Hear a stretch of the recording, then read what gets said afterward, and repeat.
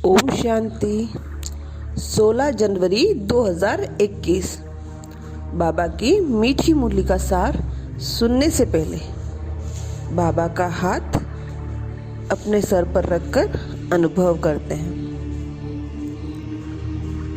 बाबा बोले, मीठे बच्चे, कदम कदम श्रीमत पर चलो, नहीं तो माया देवाला निकाल देगी। यह आंखें बहुत धोखा देती है, इनकी बहुत बहुत संभाल करो। बाबा कहते हैं, कदम कदम पर श्रीमत पर चलो, नहीं तो माया देवाला निकाल देगी। यह आंखें बहुत धोखा देती है, इसकी बहुत बहुत संभाल करो।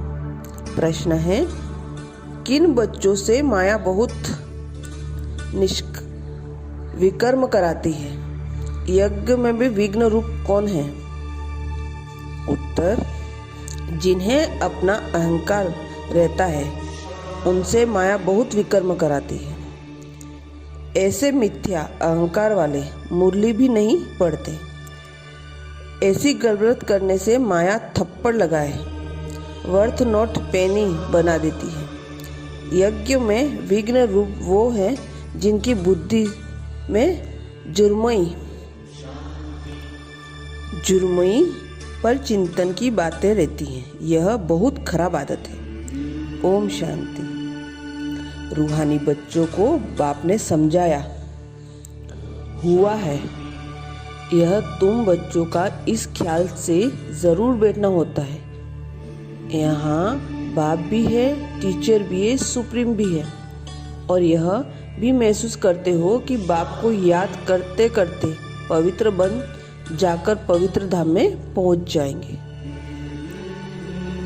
एक तो बार बार कहते हैं मनसा वाचा कर्मा पवित्र बनना है। यह आंखें भी बड़ा धोखा देती है, बहुत संभाल कर चलना होता है। बाबा ने समझाया है, ध्यान और योग बिल्कुल अलग है। योग अर्थात याद, आंखें खुली होते याद करते कर सकते हो। ध्यान को योग नहीं कहा जाता।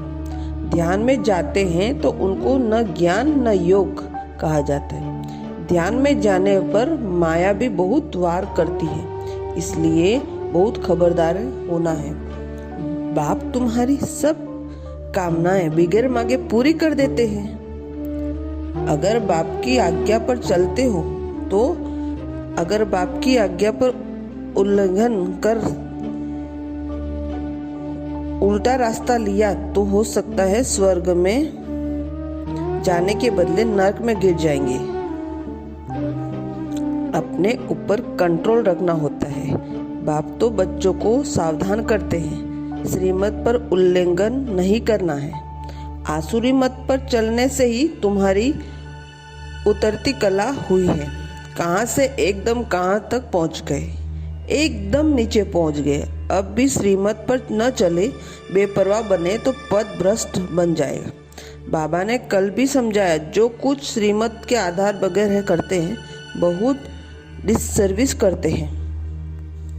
बाबा ने शुरू से माताओं को निमित्त रखा है, क्योंकि कलश भी माताओं को मिलता है। वंदे मातरम गाया हुआ है। बाबा ने भी माताओं की एक कमेटी बनाई, उन्हों के हवाले सब कुछ कर दिया। योग से ही पवित्र बनना है, नॉलेज के साथ साथ पवित्र भी चाहिए। तुम बुलाते भी हो, बाबा हमको आकर पावन बनाओ जो हम स्वर्ग में जा सके। याद की यात्रा है ही पावन बन उच्च पद पाने के लिए। जो चले जाते हैं फिर भी कुछ न कुछ सुनाते हैं, तो शिवालय में जाएंगे जरूर। फिर पद भूल कैसे भी पाए, परंतु आते जरूर हैं। बाबा कहते हैं, मैं जानता हूँ सबके तख्त पर आत्मा विराजमान है। यह तो कितनी सहज बात है। बाप आते हैं तो बच्चों को अच्छी रीति विचार सागर मंथन करना है। नॉलेज पर बहुत बहुत मंथन करना चाहिए, टाइम देना चाहिए, तब तुम अपना कल्याण कर सकते हो। जितना जो बाप के पास जमा करते हो उतना भाग्य बनता है। बाप ने समझाया है, ज्ञान और भक्ति के बाद है वैराग्य। वैराग्य माना सब कुछ भूल जाना पड़ता है। अपने को डिटैच कर देना चाहिए। शरीर से हम आत्मा अब जा रही है। धारणा के लिए मुख्य सार। फर्स्ट पॉइंट, अपने ऊपर बहुत कंट्रोल रखना है। श्रीमत में कभी बेपरवाह नहीं बनना है। बहुत खबरदार रहना है। कभी कोई कायदे का उल्लंघन नहीं करना है। अपने ऊपर बहुत कंट्रोल करना है। श्रीमत में कभी बेपरवाह नहीं बनना है। बहुत खबरदार रहना है। कभी कोई कायदे का उल्लंघन नहीं करना है। सेकेंड पॉइंट, अंतर्मुखी हो। एक बाप से बुद्धि की लिंक जोड़नी है।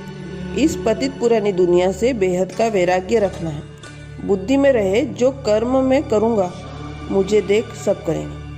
अंतर्मुख हो, एक बाप से बुद्धि की लिंक जोड़नी है। इस पतित पुरानी दुनिया से बेहद का वैराग्य रखना है।